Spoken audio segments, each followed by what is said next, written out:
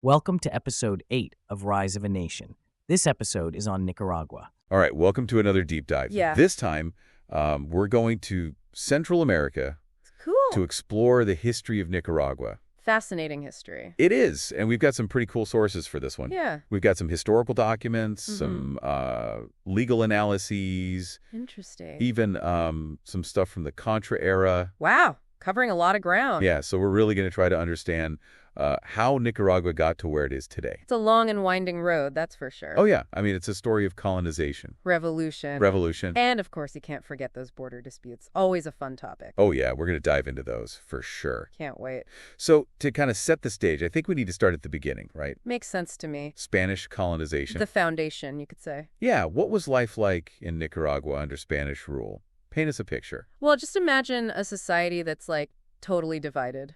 Okay, yeah, I'm seeing the layers. You've got the Spaniards at the top, right? The ruling class. Exactly. They control the land, the wealth, beautiful. All power. Basically, yeah, they've got it all. Okay, and then at the bottom, Well, that's where you find the indigenous people. the majority of the population, I'd imagine. You got it. They're the ones doing all the work, the labor force.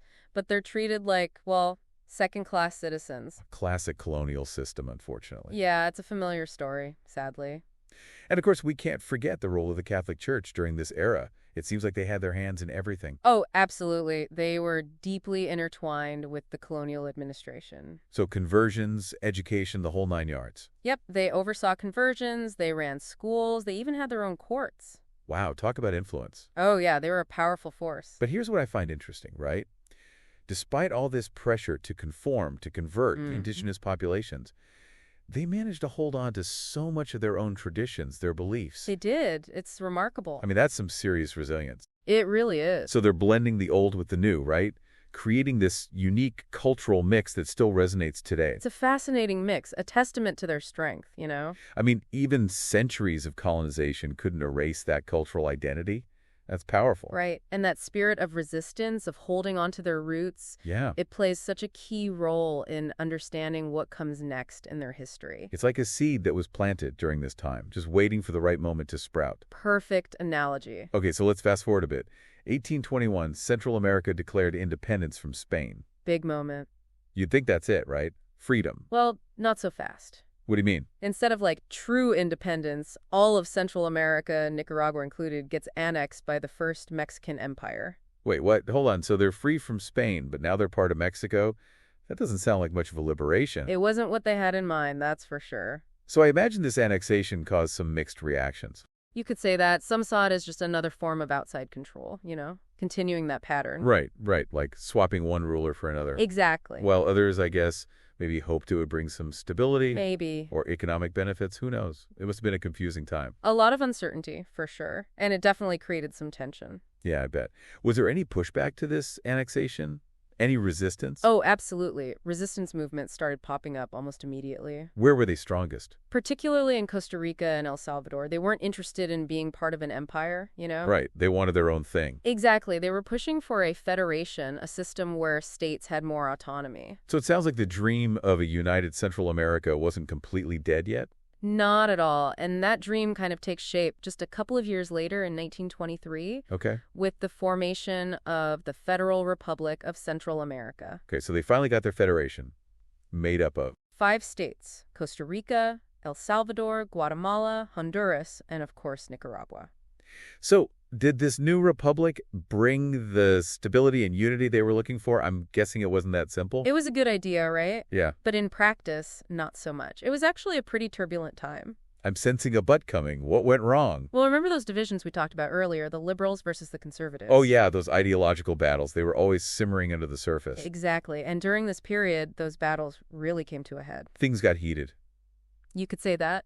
I've read that they even had, like, nicknames for each other. They did. The liberals were called febres. Febres. Yeah, it means fevers, because Okay. they were seen as, like, hot-headed and radical. I can see that. And the conservatives, they were the serviles. Serviles, what does that imply? The idea was that they were, like, subservient to the old ways, resistant to change. So it sounds like things were pretty polarized. even back then. Did these tensions lead to any actual conflict? Definitely. The Republic was plagued by civil wars and political instability. It was just constant power struggles. And to kind of illustrate how chaotic things were, Yeah. the capital city actually moved 3 times. Seriously. 3 times? It's true. First it was in Guatemala City. Okay. Then it was Sonsonate. Wow. And finally, it settled in San Salvador. Talk about a moving target. Why so much movement? Well, it just reflects the shifting power dynamics, right? Whoever was in control wanted the capital to be in their territory. That makes sense. So all about control and influence. Pretty much. They even tried to establish a federal district around San Salvador. Oh, like Washington, D.C. in the U.S. Exactly. Mirroring that system. Interesting. But ultimately, it didn't work out. I'm guessing all these internal divisions and conflicts took their toll. You're right. By 1839, Yeah. the Federal Republic of Central America, it just dissolved. So each state went back to being independent. Exactly. Back to square one. It's kind of sad, right, that this dream of unity didn't last. But it's clear that this period really shaped Nicaragua and the whole region. Oh, without a doubt. It shows that creating a lasting union, it takes more than just drawing lines on a map. It's about the people. You need to address those deep-seated ideological and social divisions. Otherwise, it's just a house of cards. Exactly. And unfortunately, those divisions, those struggles for power and control, they become a recurring theme in Nicaraguan history. It's a pattern that's hard to break. And it's especially apparent when we enter the era of the Somoza dynasty. Oh, yes, the Somozas. Now, that's a name that carries a lot of weight. Yep, and not exactly in a positive way. True. Their rule over Nicaragua is a complex and, frankly, a pretty dark chapter. So paint us a picture. What was it like? Well, for over 4 decades, from 1936 to 1979, they held an iron grip on the country. A full-blown dynasty. We're talking about total control. Backed by the United States, right? Yeah, they had the U.S. in their corner. But you said it's a dark chapter. What does that mean for the people of Nicaragua? Well, on the surface, there was some economic growth. Oh, okay. Especially in certain sectors. But it came at a huge cost. The Somozas, they were notoriously corrupt. In what way? They were enriching themselves, their cronies, while much of the population struggled With poverty, lack of opportunity, you name it. So it's that classic case of a few at the top benefiting while everyone else suffers. Unfortunately, yeah, it's a familiar story. But it sounds like corruption wasn't their only issue. You're right. Their regime was marked by some severe human rights abuses as well. What kind of abuses are we talking about here? Well, we're talking about suppression of dissent, Uh-huh. imprisonment of political opponents, Wow. and even reports of torture and extrajudicial killings. That's intense. Was there any particular event, anything that really pushed people over the edge? Well, there were many instances of brutality and oppression that fueled that resentment towards the Somozas. Yeah. But the 1972 Managua earthquake, that was a turning point. The earthquake that devastated the capital city. Yeah, and the government's response was just horrific. How so? I mean, their priority should have been to help people, right? You'd think so. Yeah. But instead of using that international aid to rebuild, Uh-huh. to support those in need, Yeah. they were accused of pocketing a lot of it. Oh, wow. Talk about adding insult to injury. I can't even imagine the level of anger and frustration that must have caused. It was a blatant display of their greed. And their complete disregard for their own people. Exactly. It sounds like they were digging their own grave. They were. That earthquake and its aftermath, it created this fertile ground for opposition to grow. Makes sense. People were fed up. They were. And it wouldn't be long before that opposition coalesced into a powerful force, a force that would ultimately challenge the Somozas head on. The Sandinistas. The Sandinistas. Okay, so we've got this backdrop of corruption, human rights abuses, and a devastating earthquake that really kind of exposed the Somozas for what they were. Yeah, a real turning point. Yeah, and then enter the Sandinistas. It's almost like a movie, right? It really is. So tell me, who were they and what were they fighting for? Well, the Sandinista National Liberation Front. The FSLN? Yeah, the FSLN, they were a fascinating mix, In what way? Ideologically, I mean, they drew inspiration from a bunch of sources like Marxism, liberation theology, and even like Nicaragua's own history of indigenous resistance. So it wasn't just a copycat, socialist movement. They had their own flavor. Exactly. They weren't just following some preset playbook. They took those ideas and made them their own, Right, adapting them to the Nicaraguan context. And that uniqueness, that was part of their appeal. Made them stand out. Yeah, and it helped them attract a broad base of support. Students, workers, intellectuals, even some from the middle class who were just fed up with the Somozas.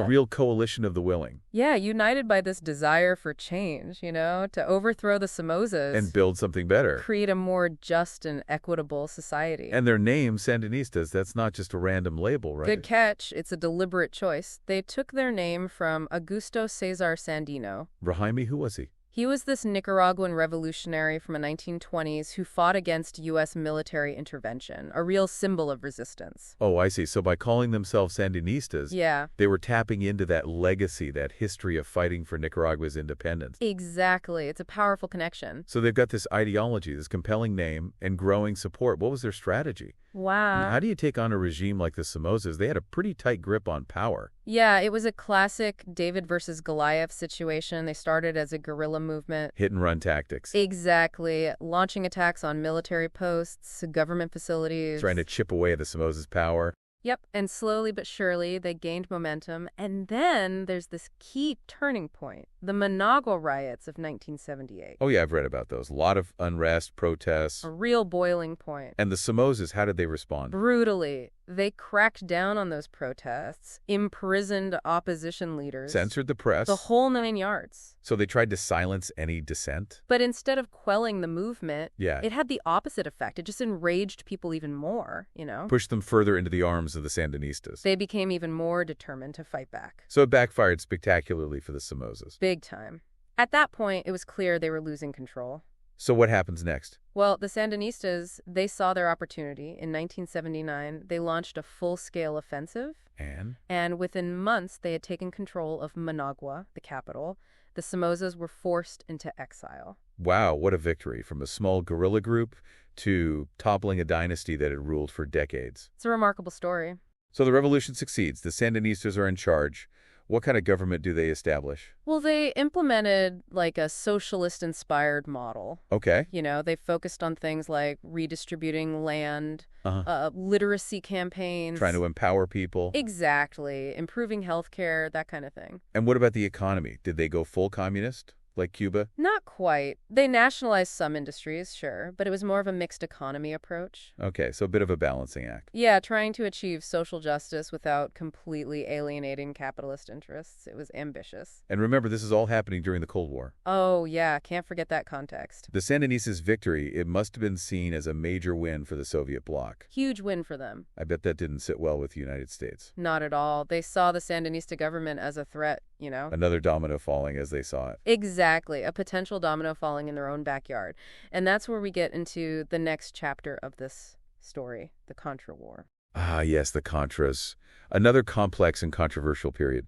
Remind me, who were they, and what was the U.S. role in all of this? Okay, so the Contras, they were like this loose coalition of groups opposed to the Sandinistas. Okay, united by their opposition. Right, but coming from different backgrounds with different motivations. Well, some were former members of Somoza's National Guard. They wanted to regain power. Makes sense. They were the losers in the revolution. Then you had peasants who felt that the revolution had gone too far. Okay. Maybe their land had been taken, or they just disagreed with the Sandinistas' policies. And some were just mercenaries. Right? Looking for a paycheck. Yeah, unfortunately, you always have those types in any conflict. So the U.S. saw an opportunity here. Big time. The Reagan administration, they saw the Contras as a way to roll back that communist influence in Nicaragua. Containment, as they called it. Exactly. It was all about preventing the spread of communism, and they weren't shy about getting involved. What do you mean? I mean, they poured money, weapons, and training into these Contra groups. It became a proxy war. The U.S. fighting the Soviets indirectly through Nicaragua. That's the Cold War for you.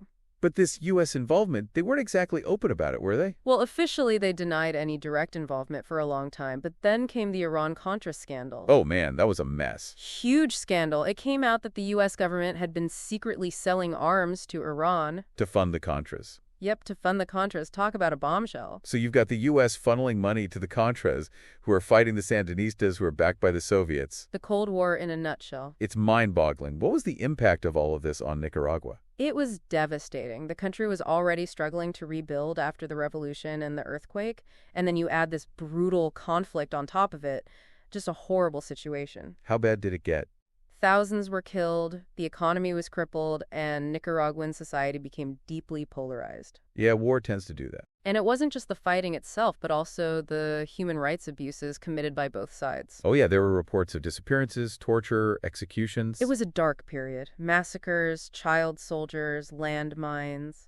Wow, it's hard to imagine the suffering that people went through. It's a reminder that even in a conflict where there might be legitimate grievances on both sides, things can quickly spiral out of control. So how did this conflict finally end? After all that violence and bloodshed, was there any way out? It took years, but eventually the Central American peace process, led by Costa Rican President Oscar Arias, started to gain some traction. Okay, so diplomacy stepped in. And this led to the Esquipulas II Accord in 1987, which set the stage for a ceasefire and democratic elections. A glimmer of hope. And in 1990, facing a shattered economy, international pressure, and a war-weary population, the Sandinistas actually lost power in a democratic election.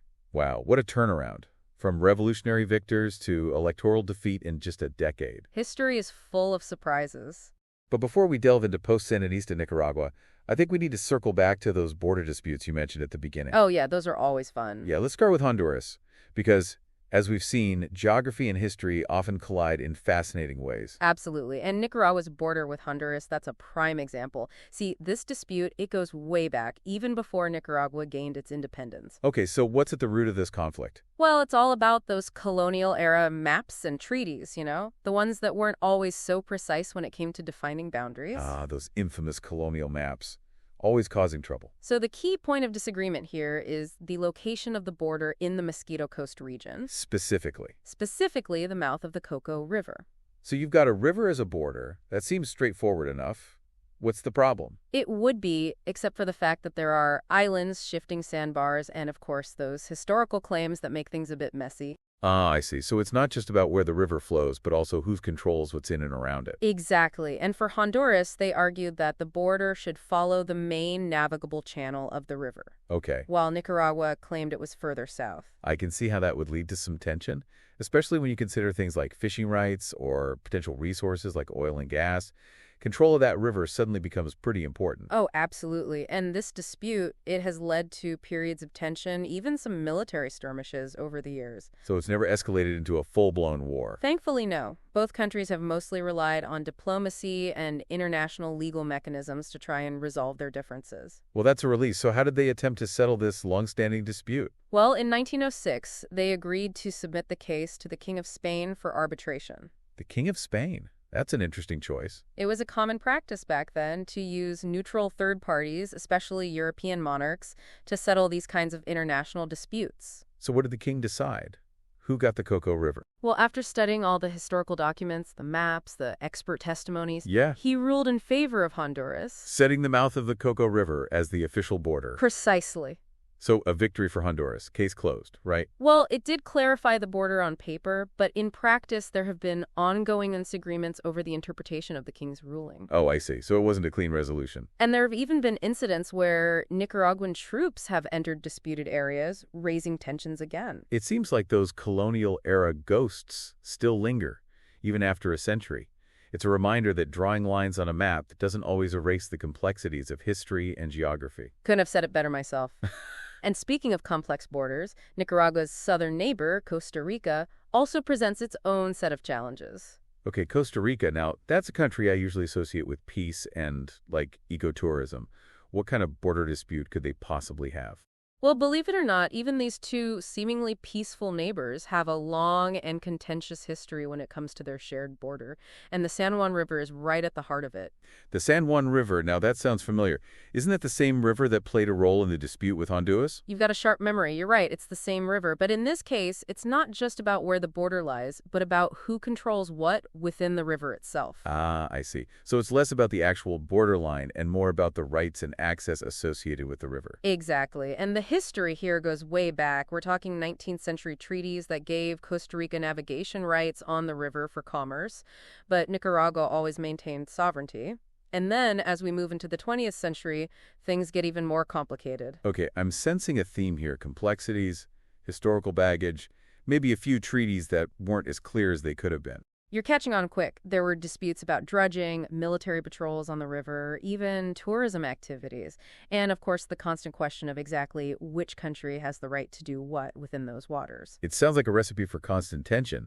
So, have there been any attempts to resolve this? Oh, absolutely. Both countries have turned to the International Court of Justice multiple times over the years throughout the 20th and 21st centuries to settle specific aspects of the dispute. It's like this legal saga that's been unfolding for decades. So, what's the current situation? Did the court manage to untangle this mess? Well, there have been rulings that clarified certain points, like Costa Rica's right to free navigation for commerce, but the overall situation remains complex. Still some lingering disagreements. Yeah, and you can bet that any future activity on or around the river will be closely watched by both sides. It's incredible how these historical disputes can cast such a long shadow, even in a region that, on the surface, seems relatively peaceful. It really shows how geography, history, and politics are all intertwined, especially when you're talking about borders and resources.